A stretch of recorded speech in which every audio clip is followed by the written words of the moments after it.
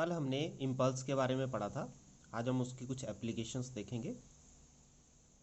A cricket player lower his hands while catching a cricket ball. जो cricket player होते हैं जब वो बॉल कैच करते हैं तो उसको कैच करने के टाइम जब उसने बॉल को हाथ में ले लिया तो उस अपने हाथ को नीचे की तरफ को ले जाते हैं। अब इसका करने का उनको फ़ायदा क्या मिलता है? जब वो बॉल को कैच करके नीचे की तरफ ले जाएंगे तो वो उसके टाइम ऑफ इम्पैक्ट को बढ़ा देंगे। टाइम ऑफ इम्पैक्ट को बढ़ाएंगे तो हमारे पास ये रिलेशन है जो हमने पहले किया है। प्रोडक्ट रूल में जब भी आपका एक टर्म बढ़ती है तो उसको बैलेंस करने के लिए दूसरा कम हो जाता है। मतलब टी बढ़ रहा है तो उससे फोर्स क्या हो जाएगी? कम हो जाएगी। ठीक है, तो जब वो बॉल को कैच करके उसको नीचे की तरफ को लाएगा तो उससे उसका टाइम ऑफ इम्पैक्ट बढ़ेगा। टाइम ऑफ इम्पैक्ट बढ़ने से जो फोर्स उसके हाथों में लगेगी वो कम हो जाएगी, और जब फोर्स कम लगेगी तो उसके हाथ में इंजरी नहीं होगी। ठीक है, तो ये इसका पर्पज़ होता है बॉल को पकड़ के हाथों को नीचे की तरफ लाने का। अब दूसरा एग्जांपल देखते हैं। When a person falls from certain height on a cemented floor. जब सीमेंटेड फ्लोर पे आप गिरोगे तो फ्लोर नीचे की तरफ तो नहीं दबता है। ठीक है, तो जैसे ही गिरोगे वैसे ही रुक जाओगे। इससे क्या हुआ, आपका जो टाइम इंटरवल है वो बहुत ही शॉर्ट होगा। जब टाइम इंटरवल शॉर्ट हुआ मतलब टाइम कम लगा तो फोर्स क्या लगेगी? ज़्यादा। ठीक है, तो फोर्स ज़्यादा लगेगी और आपको क्या होगी? इंजरी हो जाएगी। इसी तरह आप देखते हो जो आपके घरों में ऑब्जेक्ट आप कुछ भी परचेज करके लाते हो, जैसे आपका मोबाइल है या आप बड़ा सा फ्रिज लेके आते हो तो आपने देखा होगा उसमें थर्मोकोल लगे होते हैं साइड में। ठीक है, थर्मोकोल लगाने का फ़ायदा क्या है? थर्मोकोल का फ़ायदा ये होता है कि वो टाइम ऑफ इम्पैक्ट को क्या कर देते हैं? बढ़ा देते हैं। जब वो किसी चीज़ से टकराएगा तो उसका टाइम ऑफ इम्पैक्ट बढ़ जाएगा। टाइम ऑफ इम्पैक्ट बढ़ने से क्या हुआ? उनके ऊपर फोर्स कम लगेगी और वो टूटेंगे नहीं। ठीक है, तो ये ऐसे आप एग्जाम्पल बुक्स में और भी देख सकते हो। इसके बाद हमारे पास आता है next topic, Newton's third law of motion. Very important. To every action there is always an equal and opposite reaction. मतलब F A B is equal to minus F B A.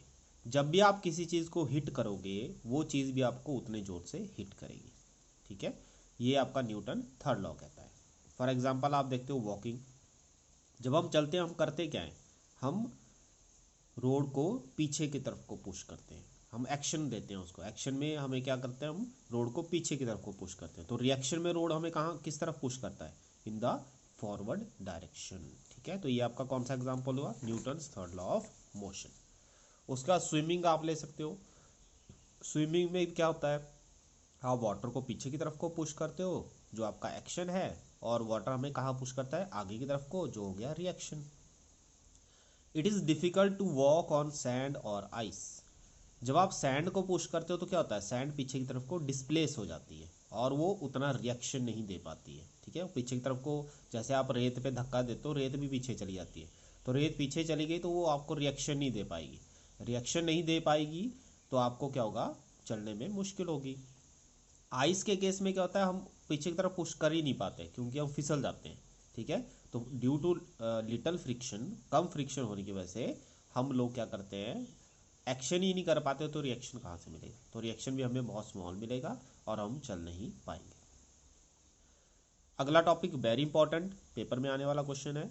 Newton second law of motion is the real law of motion. जो Newton का second law है वो real law है। मतलब क्या हुआ इसका कि जो फर्स्ट लॉ और थर्ड लॉ है दोनों ही न्यूटन के सेकेंड लॉ में देखने को मिल जाते हैं। अब हम फर्स्ट लॉ का करते हैं। जैसे हमें पता है according to Newton second law F किसके बराबर होता है? Mass into acceleration. अगर हम बाहर की फोर्स को जीरो कर दें, एफ को जीरो कर दें, तो एम ए भी जीरो होना चाहिए, राइट साइड भी जीरो होनी चाहिए। लेकिन किसी भी ऑब्जेक्ट के अंदर मास कभी जीरो नहीं होता है। ठीक है, तो एक्सेलरेशन क्या होगी? जीरो। अब एक्सेलरेशन जीरो कब होती है? जब rate of change in velocity क्या हो? आपका जीरो हो। और rate of change in velocity तभी जीरो हो सकता है, किसी का डेरिवेटिव तभी जीरो हो सकता है जब वो कांस्टेंट हो या जीरो हो। तो या तो वेलोसिटी आपकी जीरो होनी चाहिए या आपकी वेलोसिटी कांस्टेंट होनी चाहिए। तो दोनों ही केस में आपका एक्सेलरेशन क्या होता है? जीरो। तो ध्यान रखना है कि अगर आप यूनिफॉर्म वेलोसिटी से चल रहे हो तब भी आपके ऊपर एक्सेलरेशन जीरो है। अगर आपकी वेलोसिटी जीरो है, आप रुके हुए हो, तब भी आपकी एक्सेलरेशन जीरो है। ठीक है, the object remains at rest और in uniform motion when external force acting on the system is zero. ठीक है, तो ये कौन सा लॉ है, ये तो फर्स्ट लॉ है। तो हमने सेकेंड लॉ से स्टार्ट किया और हमें क्या मिल गया, हमें फर्स्ट लॉ मिल गया, ठीक है। तो इस तरह हम दूसरा देखते हैं, Newton's third law contained in newton second law of motion. Let us consider an isolated system of two bodies. हमने दो bodies Lee, mass m1 and m2, ठीक है। हम कहते हैं कि F12 be the force exerted by mass m1 on m2। m1 ने m2 के ऊपर फोर्स लगाई कितनी, F12, जिसको हम एक्शन कहेंगे। अगर हमने m1 से m2 पे फोर्स लगाई तो m2 भी हमारे ऊपर फोर्स लगाएगा। m2 से m1 पे कितनी फोर्स लगी, F21। तो rate of change in momentum of mass m1 क्या आ गया, F12 is equal to dp1/dt। p1 क्या रिप्रेजेंट कर रहा है, लीनियर मोमेंटम इन मास m1। इसी तरह F21 आ जाएगा dp2/dt। p2 क्या रिप्रेजेंट कर रहा है, linear momentum of mass m2, ठीक है। अब ये बोलता है 1 और 2 को ऐड करेंगे तो F12 प्लस F21 कितना हो जाएगा, dp1/dt प्लस dp2/dt। d/dt दोनों में कॉमन है, p1 प्लस p2 आ जाएगा। अब सेकेंड लॉ कहता है कि अगर आपने बाहर से कोई फोर्स नहीं लगाई है तो आपका मोमेंटम कंजर्व होना चाहिए, कांस्टेंट होना चाहिए। अगर आपका मोमेंटम कांस्टेंट है तो दैट मीन्स इसका डेरिवेटिव क्या होना चाहिए, zero. p1 plus p2 constant है तो उसका डेरिवेटिव क्या होता है, जीरो। किसी भी कांस्टेंट का डेरिवेटिव जीरो रहता है। तो अगर ये राइट साइड जीरो है तो लेफ्ट साइड भी जीरो ही होनी चाहिए। That means F12 plus F21 क्या होना चाहिए आपका, जीरो। तो अगर मैं इसको राइट साइड में ले जाऊं तो F12 कितना हो गया, माइनस ऑफ F21। तो ये आज ही हमने पढ़ा, ये क्या होता है, which is Newton's third law of motion, ठीक है।